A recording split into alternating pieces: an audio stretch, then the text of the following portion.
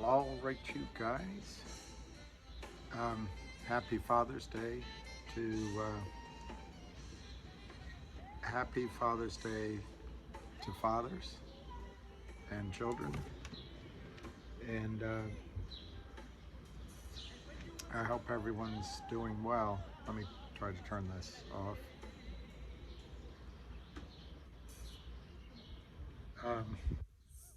The purpose of this video is to simply read the SEC complaint against BHP Capital New York and Brian Pantofel and make comments as I go. Here is the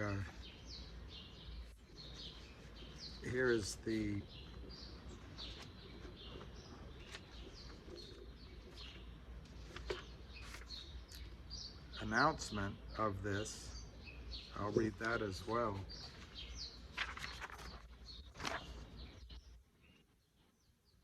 What this says is the Securities and Exchange Commission versus BHP Capital New York and Brian Pantofel filed June 16th. And this is the part I want to get across to, I don't know, it would just take one legislative aide, one congressman, one regulator, one journalist to say, how do we let this happen? What benefit is it to the United States to allow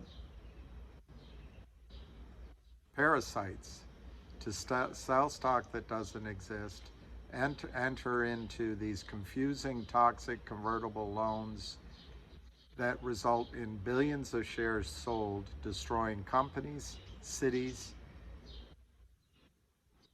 retirement plans, and the futures of America. And most of these companies, and I'm talking about the toxic loan companies, and their principals don't pay taxes on their gains. So how is this helping America? We've got from all indications, hundreds, if not thousands of companies being destroyed. The argument goes, when you read the press, which is largely owned by, if you can look it up, BlackRock owns the majority or large positions in the 6 sources of quote unquote news in the United States. But we're told that these shorters protect us against rogue CEOs. How is it possible that every business plan, every CEO, every technology from Eastman Kodak, possibly Virgin Atlantic, Tesla, these are the big names, but all the way down to smaller names, how is it possible that every single one of these CEOs is somehow fraudulent, and all of their employees are somehow joining in?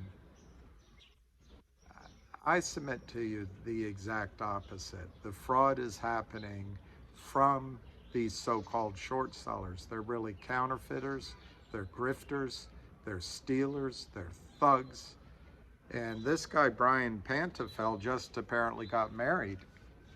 He's so young. When you look him up, there's news stories about his prom, if I read the stories correctly. This is a systemic attack on the strength of the United States, full stop. Then you can say it's an attack on the strength of United States financial markets, full stop. And it's an attack on United States investors, retirement accounts, and the future of the American dream.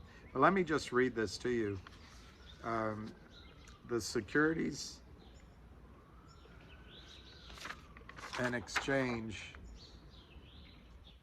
has announced that it's settled charges. Settled charges. This is dated November 16th. The Securities and Exchange Commission today announced settled charges against a convertible note dealer, BHP Capital New York, and its managing member, Brian Pantofel, all of 12 years old. I'm being a little sarcastic, for failing to register with the SEC as security dealers. This is the smallest. This is a crime, but it's the smallest of their crimes. As part of the settlement, Pantofel and BHP Capital agreed to pay more than $2.5 million in monetary relief and have BHP Capital surrender for cancellation the securities it allegedly obtained from its unregistered dealer activity. Now what happens here, let me just show you one. I tried to print out a bunch, but this is one of his, and we'll read the complaint.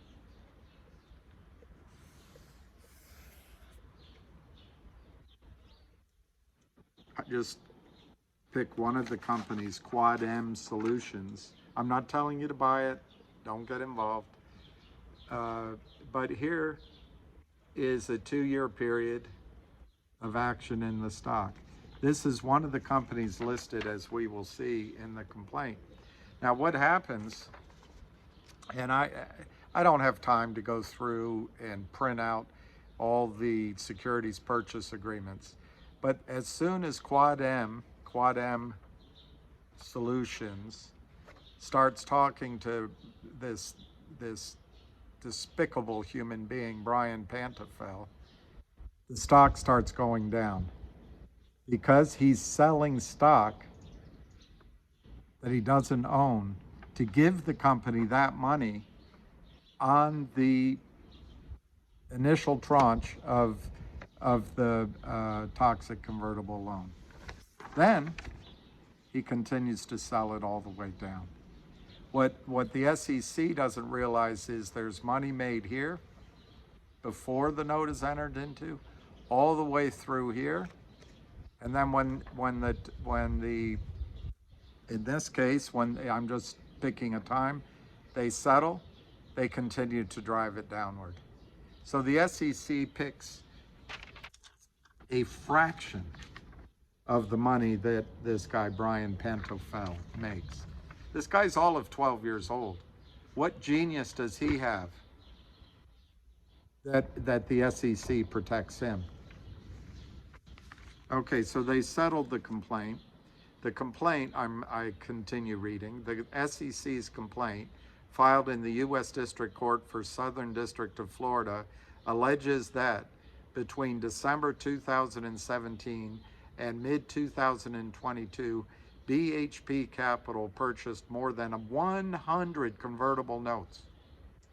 That's 100 companies, or maybe a subset if some of these companies went back to the well more than once. But basically 100 companies that Brian Pantofel destroyed. Tax revenue he destroyed, jobs he destroyed, investors' money he destroyed.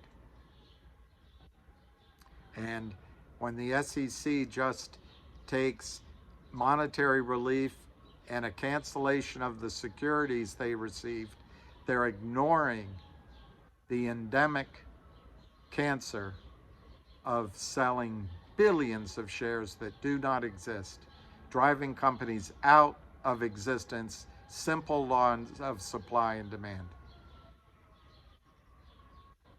If you flood the market with sell orders, the price is going to go down. And as Wes Christian so succinctly puts it, down in Texas, they call that stealing. It's not complicated. The SEC's complaint filed in the U.S. District Court for the Southern District of Florida alleges that between December 2017 and mid-2022, BHP Capital purchased more than 100 convertible notes and associated warrants from 47 microcap issuers. So let's use that number. 47 companies completely obliterated, and converted the notes into approximately 4 billion, with a B, newly issued shares of stock at a large discount from the market price. It then allegedly sold the newly issued shares into the market at a significant profit. What the SEC doesn't understand, they use these notes as a cover to sell much more.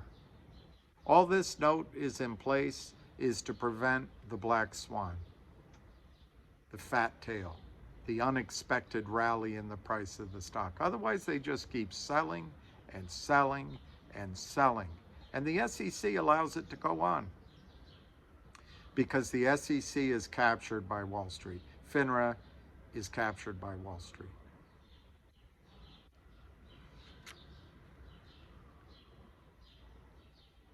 It then allegedly sold the newly issued shares into the market at a significant profit. Do you see the problem with that sentence? It then allegedly sold. They already sell. Each tranche, they sell. Each tranche.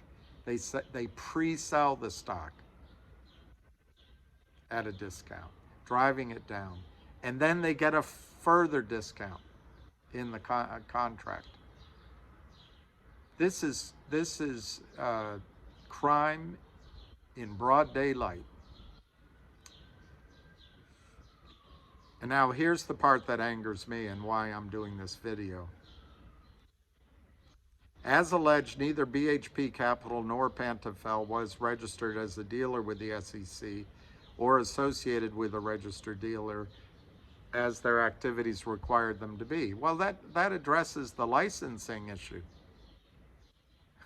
But what about the crime? As Norm Macdonald says, one of his friends told him that with Bill Cosby, the friend was upset about Bill Cosby's hypocrisy. Okay, Norm said, yeah, fair enough. But I think it's the raping. That's the real crime. Well, here, you can get upset with the licensing, but it's the raping of United States investors without paying taxes. That's the real crime. Well, here's what's so annoying. Without admitting or denying the allegations, BHP Capital and Pantofel agreed to be permanently enjoined from further violations of Section 15A1 of the Securities Exchange Act of 1934.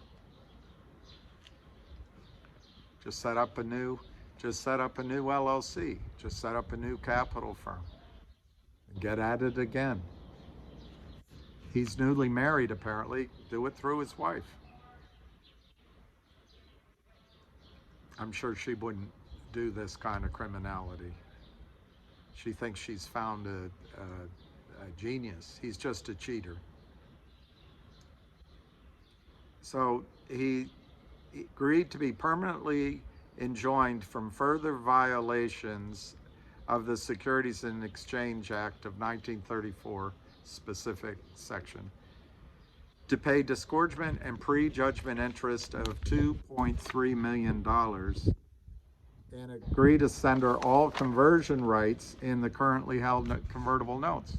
That doesn't do anything for what they've already sold, and it won't do anything for the continued selling in these stocks of counterfeit shares.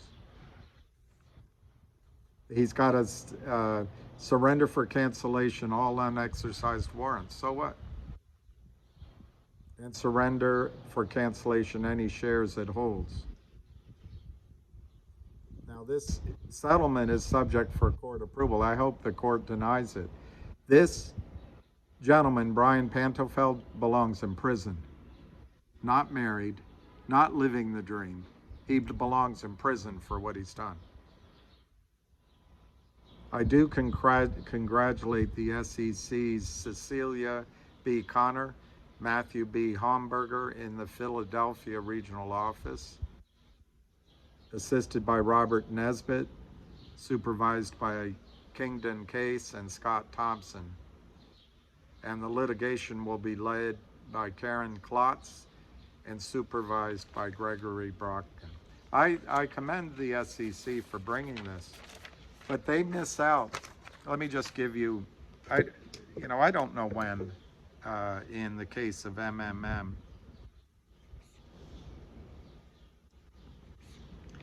but I'm just guessing. I'm giving you for illustration only. MMM calls up, what's this guy's name? Pantofel. Pants on fire. Hey, pants on fire. We need to borrow money. He starts selling.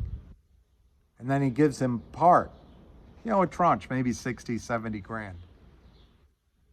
Then to start it with the money he's already sold down. And he does it at a discount of 20, 25% off of face. And then he starts selling and selling and selling. And then he can do other little tranches before the restricted period is up. But then he just keeps selling. And maybe there's a blip upward and he keeps selling and selling and selling. It doesn't matter what the news is. It doesn't matter if the company's executing their plan properly. Just keep selling.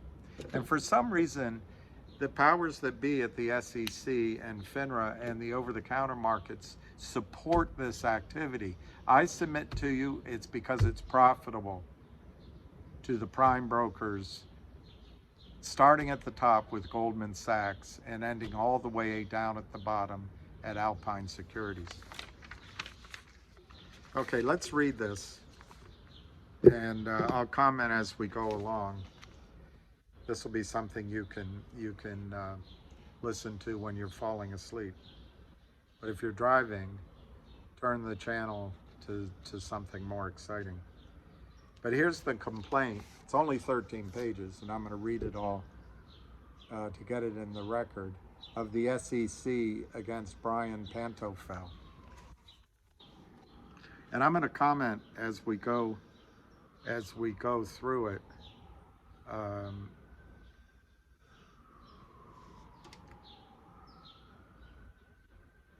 As we go through it, I'm going to comment. Okay, so this is case number in the United States District Court, Southern District of Florida, case number 123 CV 22233. United Securities and Exchange Commission plaintiff versus BHP Capital New York Inc. and Brian Pantofel, P-A-T-O-F-E-L, Brian Pants on Fire.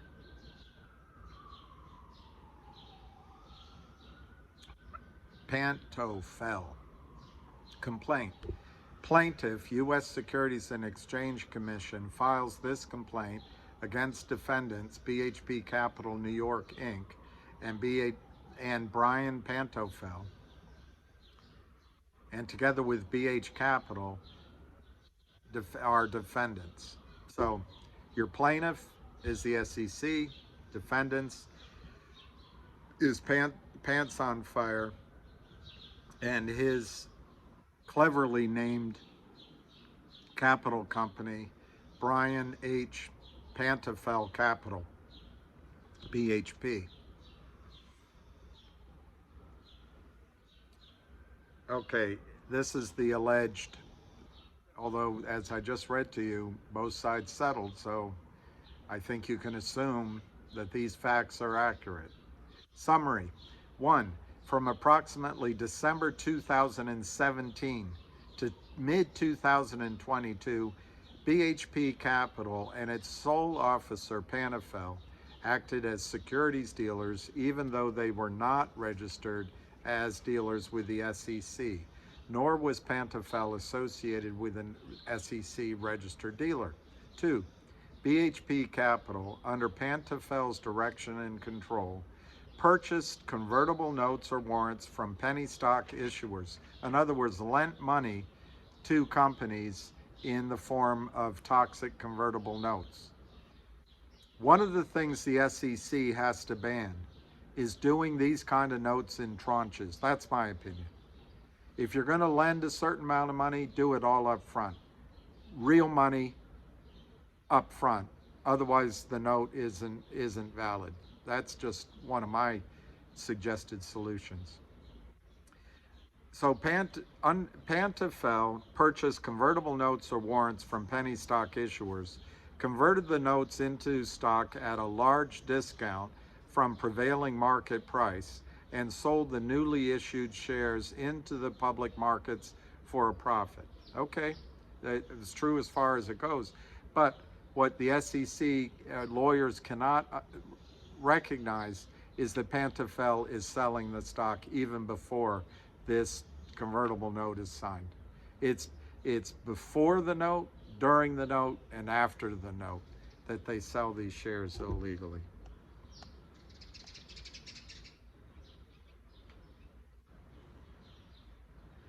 During the relevant period, that's the end of 2017 through the middle of last year, defendants funded 47 issuers, companies, CEO, president, women, minorities, young people, old people, Americans. Funded 47 issuers in exchange for more than 100 convertible notes and associated warrant agreements, and converted the notes and the warrants to obtain billions of shares of newly issued stock. What the SEC doesn't recognize is hundreds of millions or billions of shares are sold even before and during, prior to the ability to convert these warrants, these notes.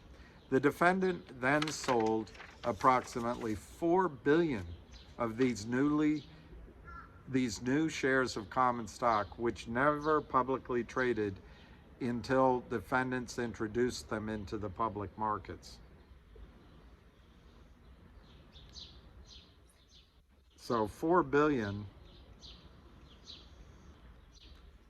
times,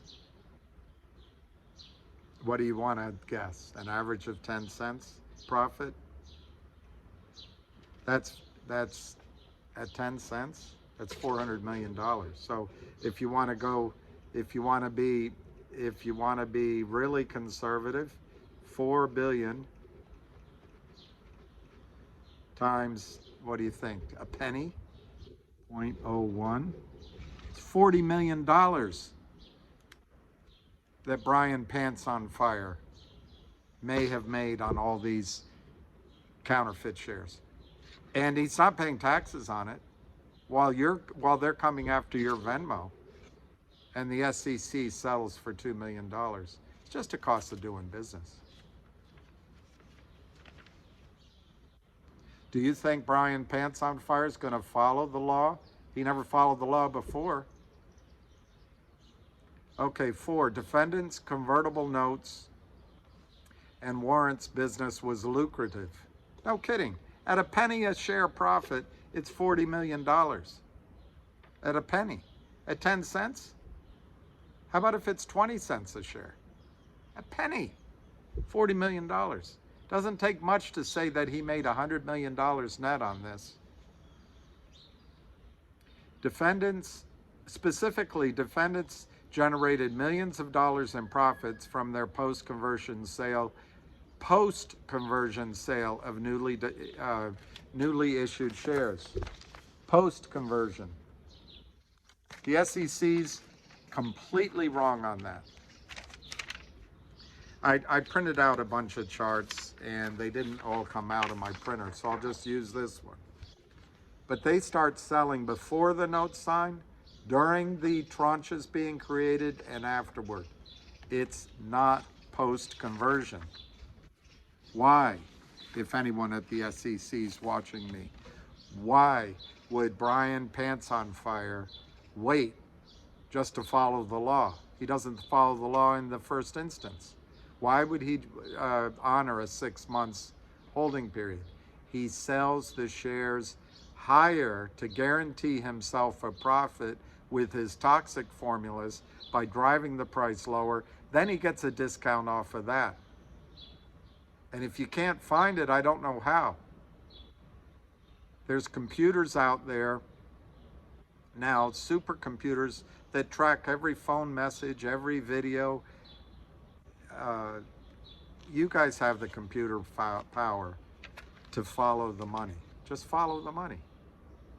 Every order exists. Every wire transaction exists.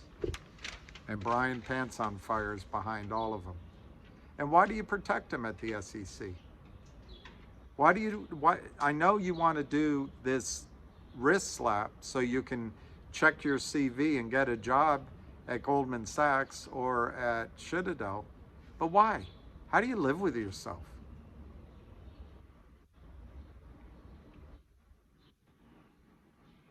Five, defendant's conduct was for the exclusive benefit of BHP Capital.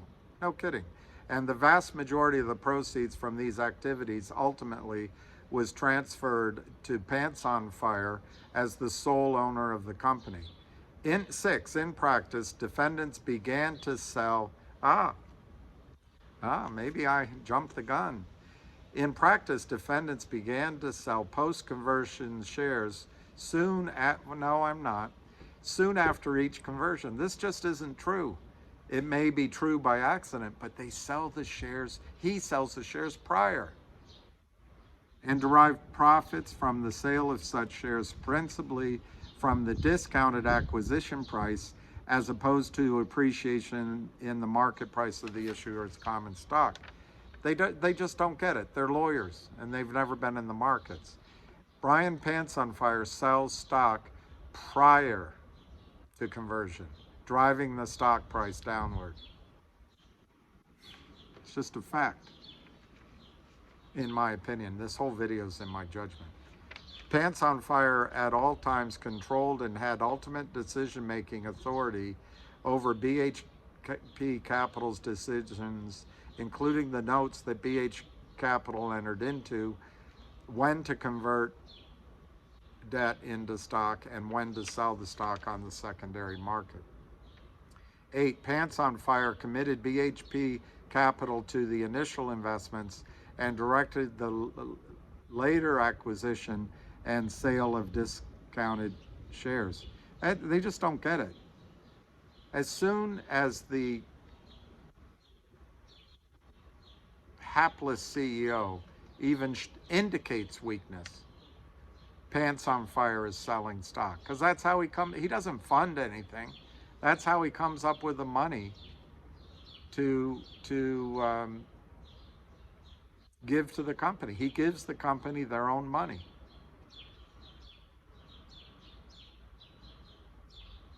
He signed all of the agreements pursuant to which BHP Capital acquired the convertible notes and warrants, as well as the notices that BHP Capital used to convert the notes or warrants into newly issued free trading shares. 9, Pantofel controlled BHP Capital's bank accounts and authorized funding wires. He also controlled BHP Capital's brokerage accounts and executed the documents needed to deposit the converted shares into BHP Capital's brokerage accounts.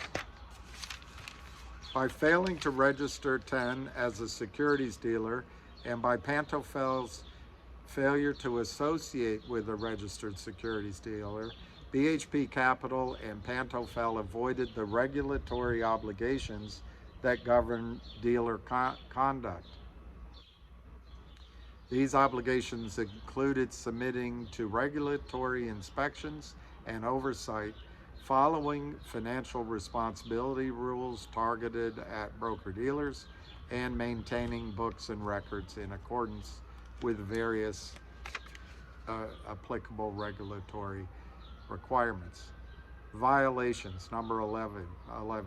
By virtue of the conduct alleged in this complaint, BHP Capital and Pantofel have violated Section 15A1 of the Securities Exchange Act of 1934.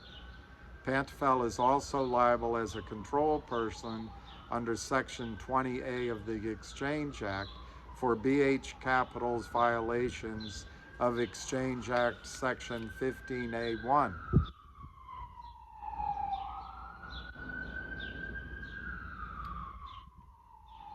12. Unless BHP Capital and Pantofel are restrained and enjoined, they will continue to engage in the acts, practices, transactions, and courses of business set forth in this complaint, or in acts, practices, transactions, and courses of business of similar type and object.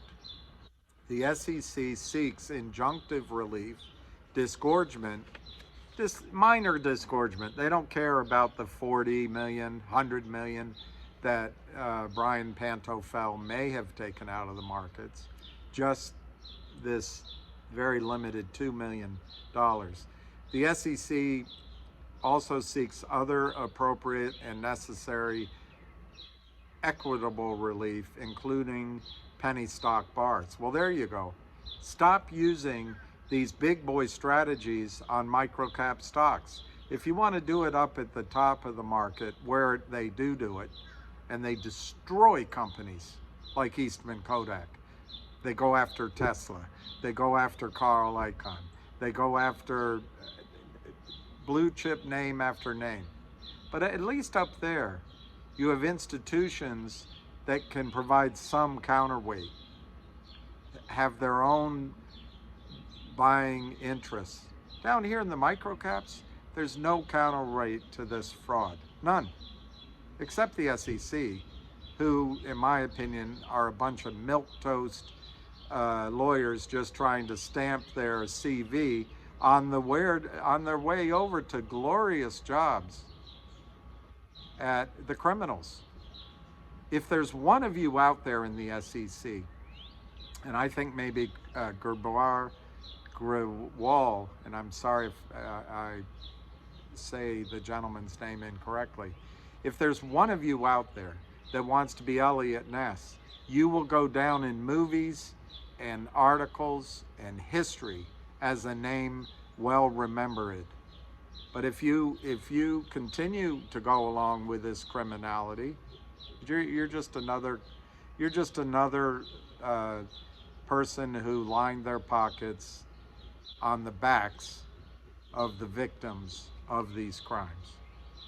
Jurisdiction and venue. The SEC brings this action pursuant to Section 21D of the Exchange Act to enjoin such acts, practices, and courses of business, and to obtain disgorgement, prejudgment interest, civil money penalties, and such other further relief as the court may deem just and appropriate, including penny stock bars. This court has jurisdiction over this action pursuant to sections 21D and 27 of the Exchange Act. I'm leaving out a lot of sub numbers. One, I don't know how to read them, and number two, it doesn't really add to your understanding. 15, venue in this district is proper pursuant to section 27 of the Exchange Act. Among other things, certain of the acts, practices, and courses of business constituting the violations of the federal securities laws alleged herein occurred within the Southern District of Florida. That's where Brian Pantofel lives. 16, Brian HP Capital NY Inc. is a New York corporation created in 2017 with its current principal place of business in Miami, Florida. Pantofel was the founding member of BHP Capital and is its sole officer. During the relevant period, since its founding till the middle of last year, BHP Capital was principally engaged in the convertible notes business. They call it a business. This crime is better than doing drugs, selling drugs, better than robbing banks. You can defraud the United States of hundreds of millions of dollars, if not hundreds of billions, pay no taxes, and you get a wrist slap from the SEC. It's incredible. BHP traded Pantofel's own capital, never accepted money from third parties, and had one employee working on its behalf, sole employee. Now, they say it's Pantofel's own capital. I'm going to disagree in two ways.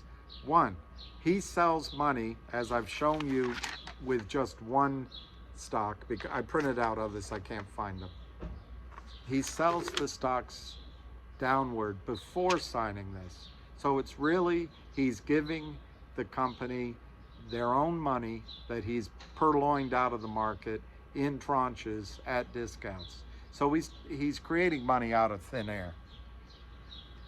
I'm sure he sends his money offshore or elsewhere out of these LLCs, and he's never going to bring it in. That's one. Two, as you're going to see, this guy didn't know how to do this without someone helping him. It's very likely. Bigger pools of money. Could be offshore money. It could be Russian or Chinese money. It could be drug money. It could be money laundering. It could be companies like, and I'm saying like, SAC Capital or Citadel. These big institutions, big sources of capital, can call up this young man and say, here, you do it. Don't ever contact us except on a burner phone. We'll put up your costs. We're going to split it 60-40. 60 to the money. And I have a feeling that's what happened here.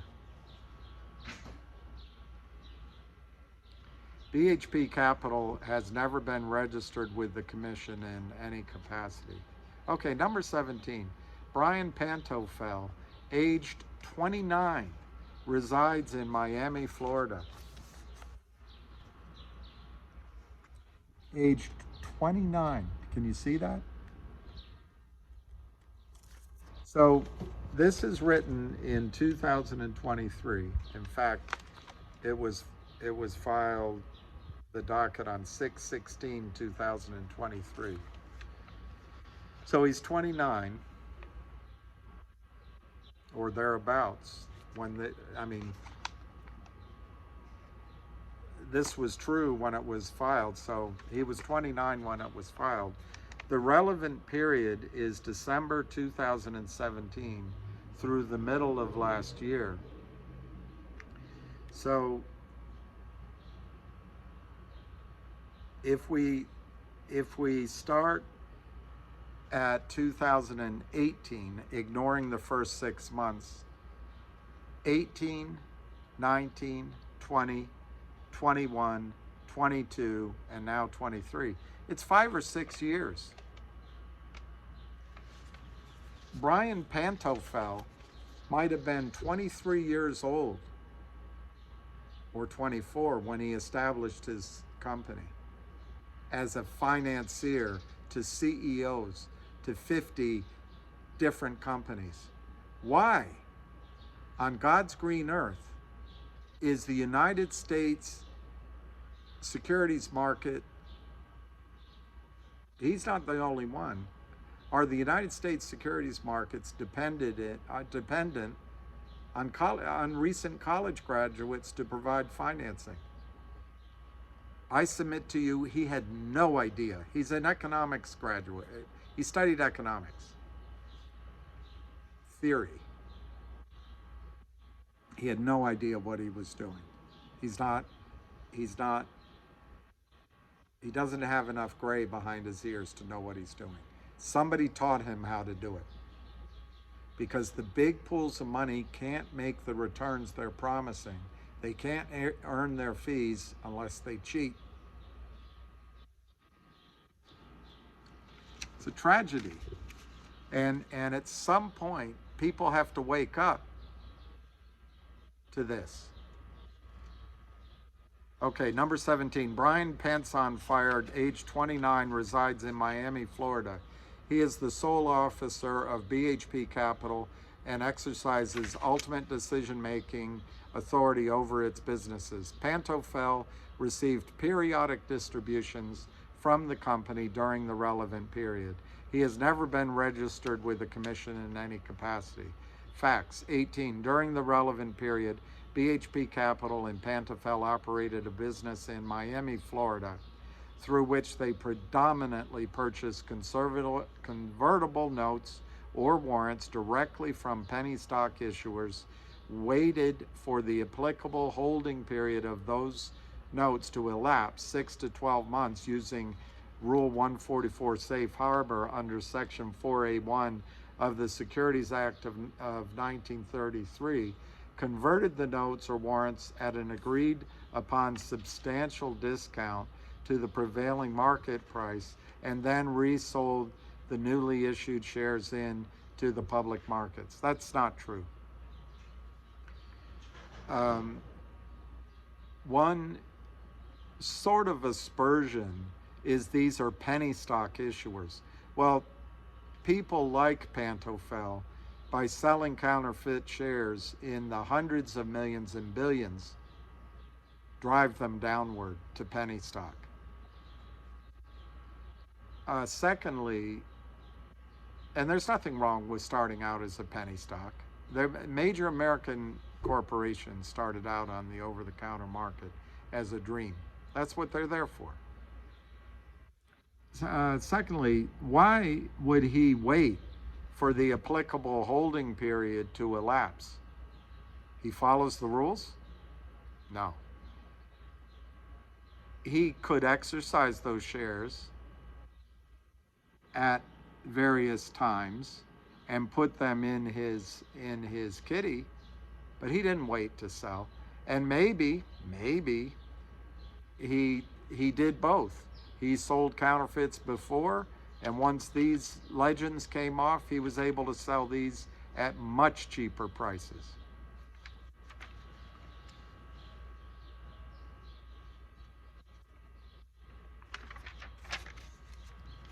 BHP Capital was controlled by Pantofel. 19. Pantofel founded BH Capital with his personal inheritance and managed all of its operations during the relevant period.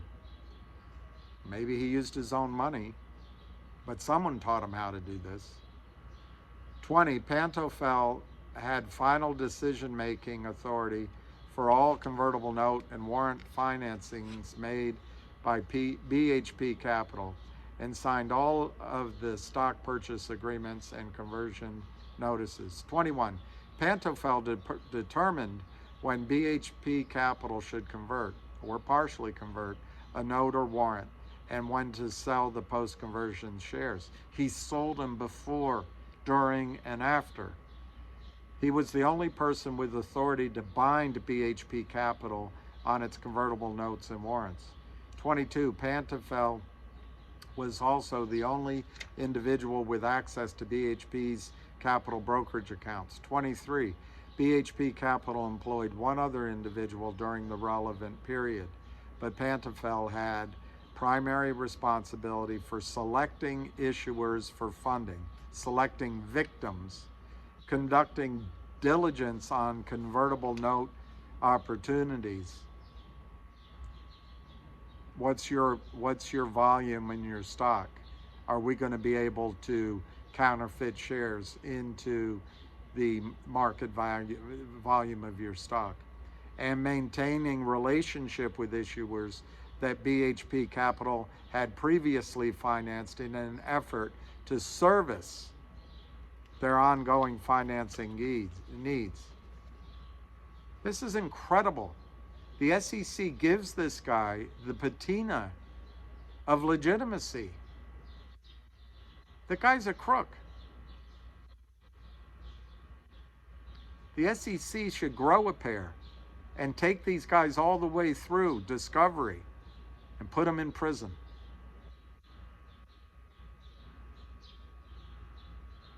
'24. Defendants financed predominantly penny stock issuers through convertible notes and warrants. During the relevant period, BHP Capital was a well-known lender to public companies seeking financing through convertible note transactions, almost all of which were penny stock issuers trading on the over-the-counter markets. and OTC markets, you should be ashamed of yourself. 25, nearly all of the shares that defendants sold in their business during the relevant period were acquired directly from issuers through the note conversions and warrants, and not from purchases made in the secondary market. They should add to this that shares were sold that just didn't exist. They're just counterfeited. And if Pantofel's successful in getting the price down to a point where the company declares bankruptcy, is seller boxed, or just drifts into oblivion, they never have to cover their shares. There's no 1099, there's no taxes paid. The SEC has to enforce the rules and has to get off this kick that somehow the criminality that Pants on Fire does is a cleansing force in the over-the-counter markets. It's cleansing only in the sense of the plague of locusts. They come and they kill everything. Green, brown, growing, middle-aged, dead. They kill it all. And by the way, if the SEC does nothing, the U.S. financial markets will be destroyed by these punks. And that's all Pantofel is a punk.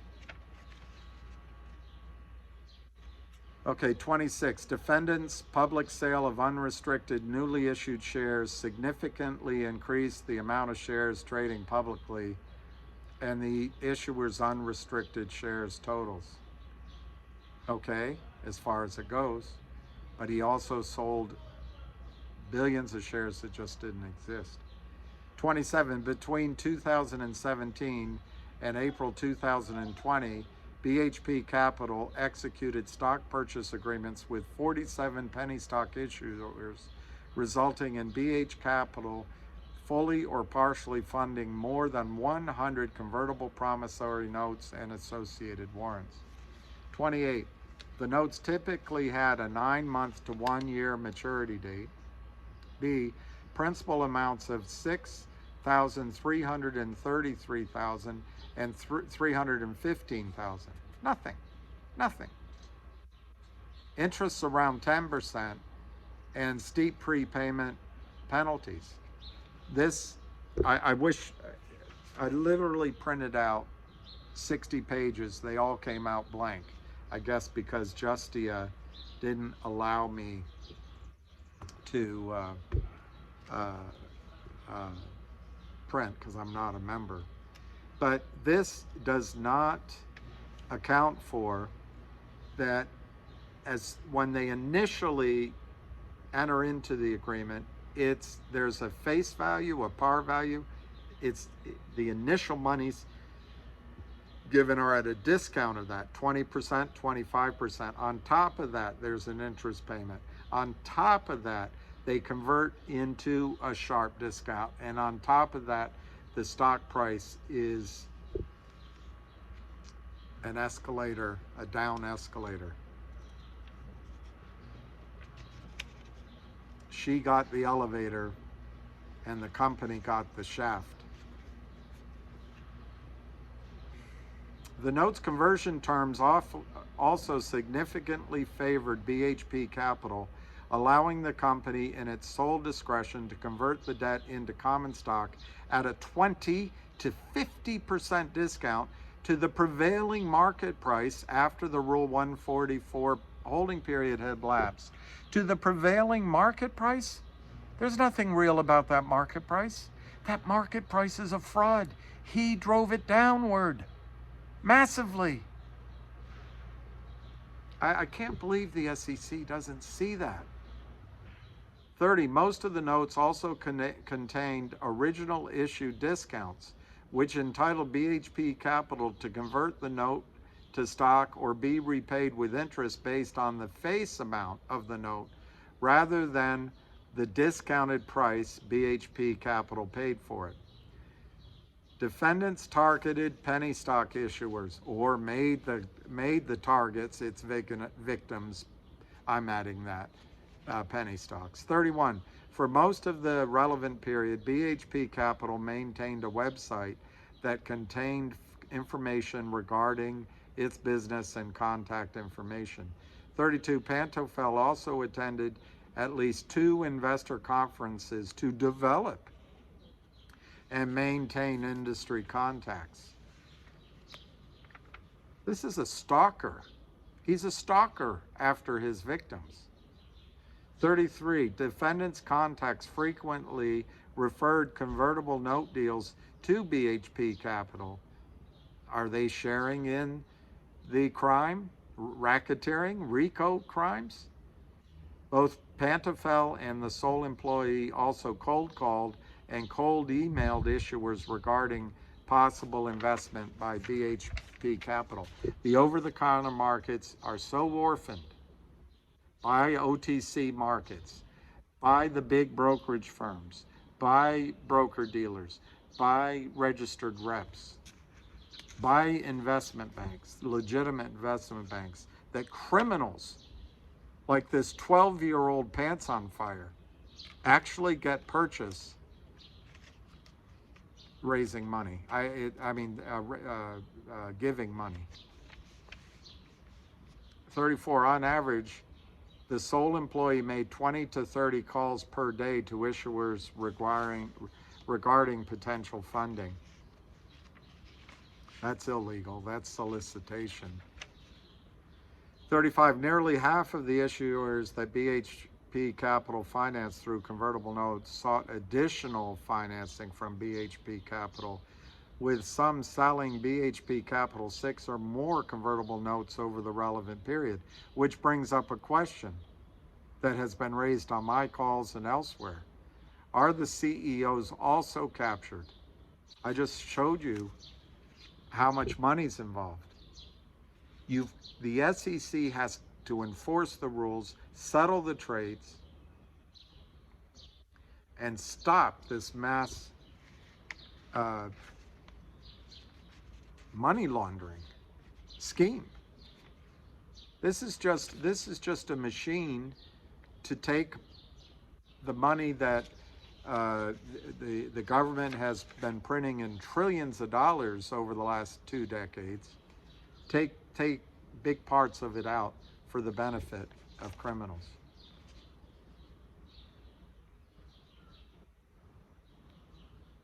Defendants were in the business of converting their notes and warrants to equity and selling those newly issued shares into the market. That's correct as far as it goes. They also sold them the whole video here is in my judgment. They also sold them prior to executing the note, prior to conversion, and I think afterward as well. 36. Defendants also began the conversion process soon after the Rule 144 holding period for the notes expired by submitting a conversion notice to the issuer, its transfer agents, and BHP Capital's broker. They take the legend off. 37. BHP Capital generally converted the notes in several increments because the notes terms typically restricted BHP Capital from owning more than 4.99% of the issuer's outstanding shares. They don't want to tell you if these are fundraisers, if BHP Capital is actually providing capital that they raised. They don't want to ever announce that no one ever bought these shares. If a buyer goes over 4.99% ownership, they have to say who they are. By keeping it under 4.99%, they don't have to disclose that no one bought those shares. No one. They just were selling shares that didn't exist and then converting in tranches less than that so they don't have to disclose it. I'm telling you, the first thing the SEC should do is make it illegal to provide money in tranches. Secondly, make it illegal to use toxic formulas. Thirdly, enforce the rules. And fourthly, don't settle for a parking ticket fine. Put this guy in jail.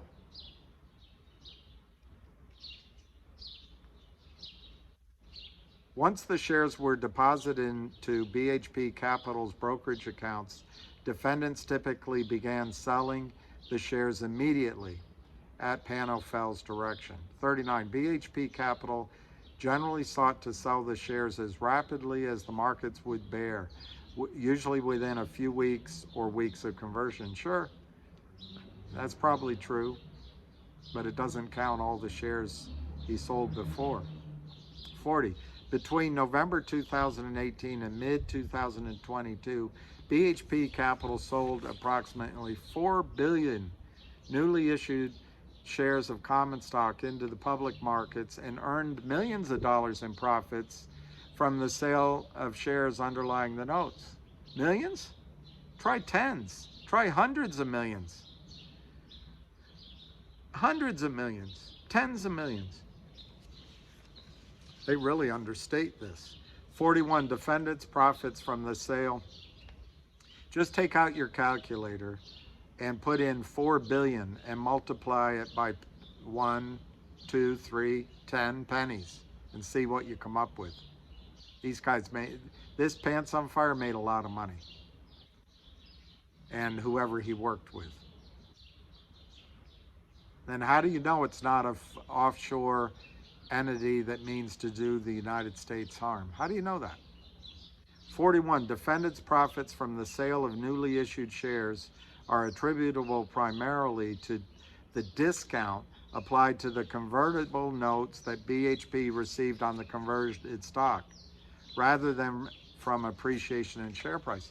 No, these notes give him some protection he can show to his prime broker, and then when he lies in selling stocks downward, this gives him a modicum of, just in case they invent the cure for cancer, even if they would, he'd kill the stock anyway. All right. Through their conduct, defendant diluted the equity of existing shareholders and often depressed the price of issuer stock. Always depressed the price. Completely removed price discovery in the over-the-counter markets, making a mockery of Gary Gensler's assertion before the House Financial Services Committee that I witnessed, that we have the deepest, most honest, and most transparent markets in the world. 42. Defendants' repeated conversion of notes and warrants and sale of newly issued shares not only increased the number of issued and outstanding shares, but also increased each issuer's public float. That's true, namely the shares in the hands of public investors. That's true, but they also, how about all the counterfeit shares that the broker-dealers allowed to be put into your accounts without delivery? As a result, defendants diluted the equity positions of existing shareholders, often depressed the price of issuer stock. 44. Defendant sales of post-conversion shares frequently were a material percentage of the volume of total trades on the days they traded. These lawyers should move to the UK. This is such understatement, I can't believe it. Frequently were a material percentage? All of the real volume. And then so much volume is just crossing trades and I got to come up with a polite term, but just market makers and LLCs doing business with each other fraudulently. 45. For instance, defendants' sales volumes as a percent of the over market volume on the days they traded the volume in the following 7 penny stocks are as follows. Now look at these stocks. I showed you the chart of one of them, this MMMMM. That's this chart. But I also tried to print out the others, and I thought I did, but they came out blank. But do you see the orange? Those 4 stocks, they don't trade anymore. Why is this good for America? They're like locusts wiping out all the date trees, all the palm trees, all the olive groves, all the corn, all the maize, all the grass, everything.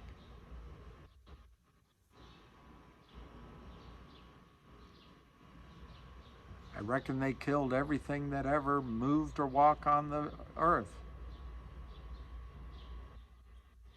But I'm here to kill you, little Bill. Well, anyway, this is now the percentages are here. I'll just read them out to you.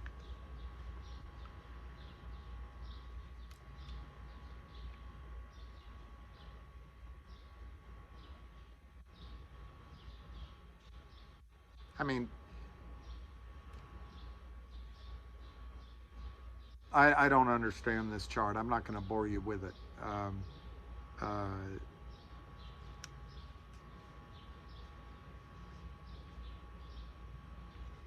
it's not well organized, so I'm just going to skip over it. You can look it up in this docket, CV 22233 in the Florida court system. 46. The following are examples of BHP's relationship with three penny stock issuers, which highlight how BHP Capital purchased and funded the convertible notes, exercised its conversion rights, and sold the restricted newly issued shares in the public markets for a profit. So I'll just show you these, and I won't read them in full detail. E-Wellness Healthcare. The promissory note had a net principal amount of $38,500. The initial discount was 10% of that. They converted the note at a 35% discount. They leave out here that they were selling all the way down. They sold 120 million shares. 120 million shares.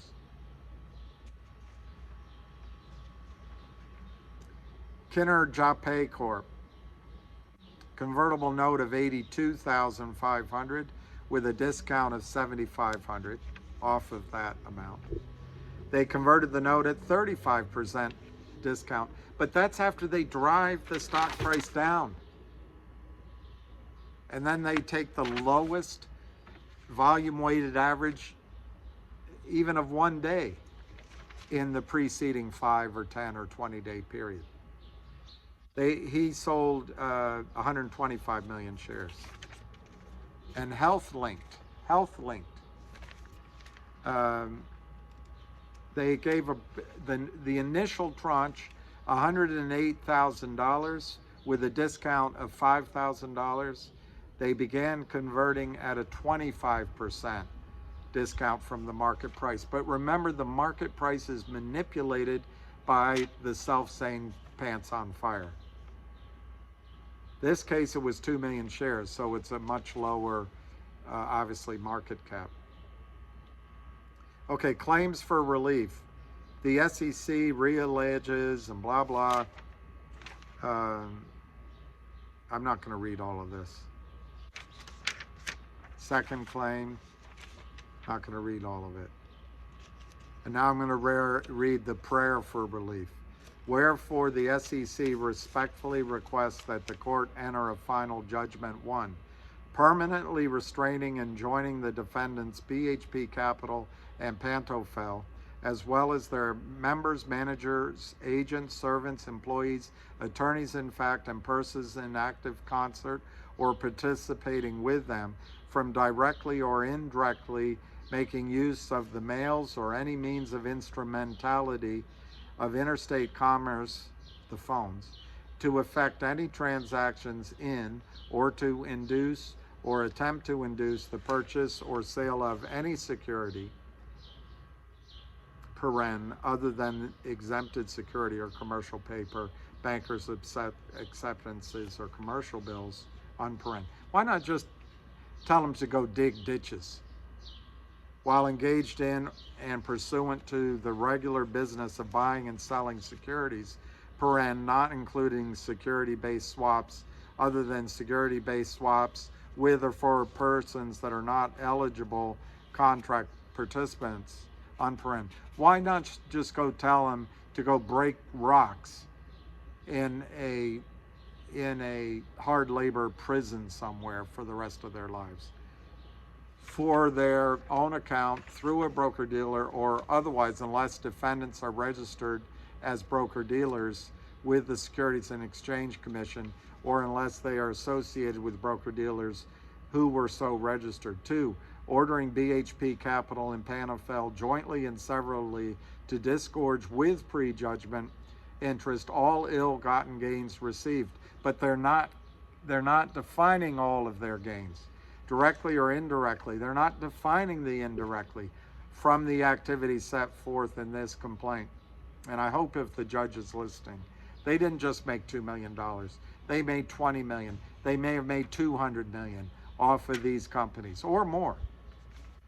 Why not put the computers in the national securities apparatus to work, tracking down where the money went?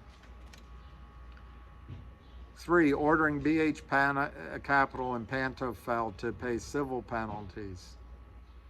4, barring BHP Capital and Pantofel from participating in any offering of any penny stock, including by engaging in activities with a broker-dealer or issuer for purposes of issuing, trading, or inducing or attempting to induce the purchase or sale of any penny stock pursuant to Exchange Act. Granting such order and further relief that this court deems just, equitable, or necessary in connection with the enforcement of federal securities laws and for the protection of investors, including but not limited to ordering the surrender and cancellation of any securities, including convertible notes, warrants, and shares obtained by BHP Capital in connection with its convertible notes business still held by BHP Capital. Respectfully submitted by Karen M. Klotz.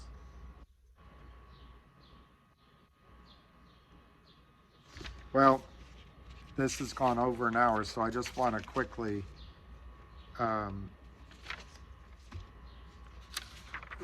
reacquaint you with this settlement. I didn't see the settlement order, so I'll keep looking for it. But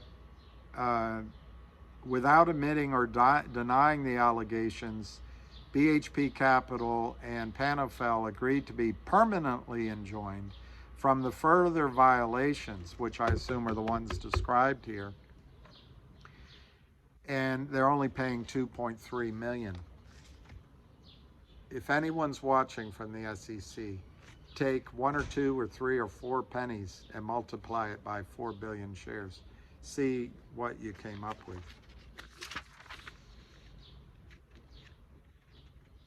I looked up Brian Pantofel and I printed some of those things. 12 years old. But they didn't come out, so we'll leave that for now. I want to just show you, if some of you are in GTII, this is an SEC settlement with Kurt Kramer made in November 25 of 2013. The Securities and Exchange Commission deems it appropriate that cease and desist proceedings be and hereby are instituted against Kurt Kramer. Respondents consent to the order instituting cease and desist proceedings pursuant to Section 8A of the Securities Act.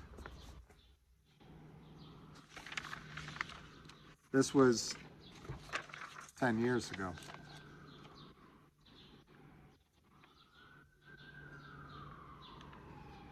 This is regarding Laidlaw Energy.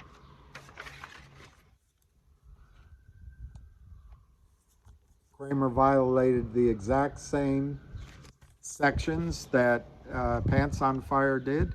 Violated sections 5A, 5C of the Securities Act, which prohibit the direct or indirect sale or offer for sale of securities through the mails or interstate commerce unless a registration statement has been filed or is in effect. If a CEO did that, they'd go to jail, but not Kurt Kramer.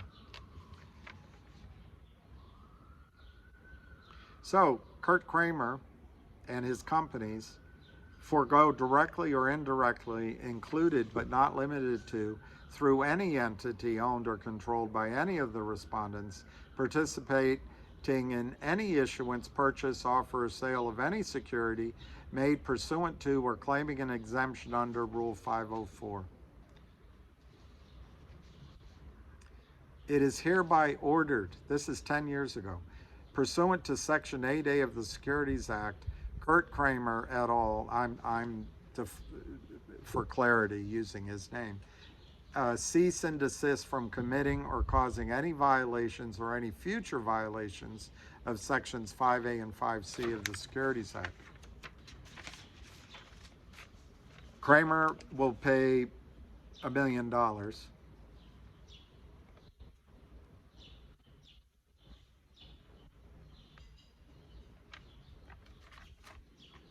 Basically to the SEC.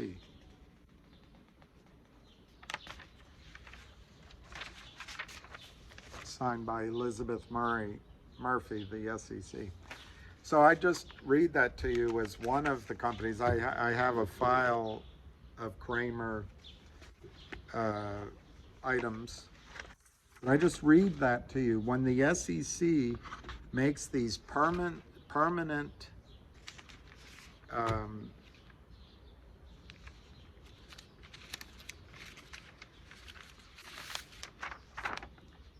settlements, BHP Capital and Pantofel agreed to be permanently enjoined from further violations. Well, look at Kurt Kramer, a serial criminal, in my judgment, as it regards securities laws.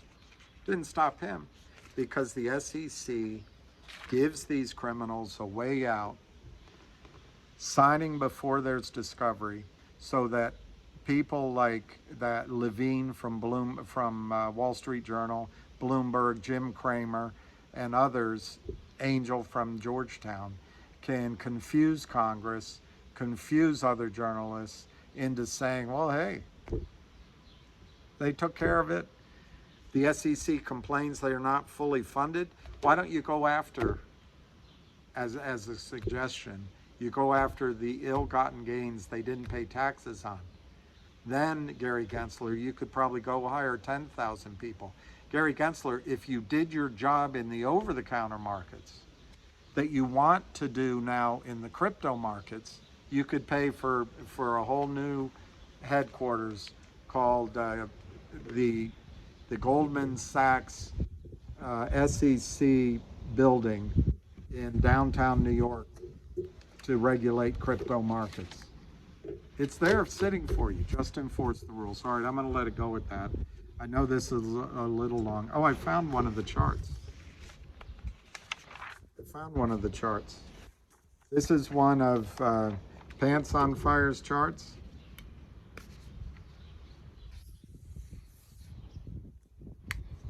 This is Digerati Technologies. Why,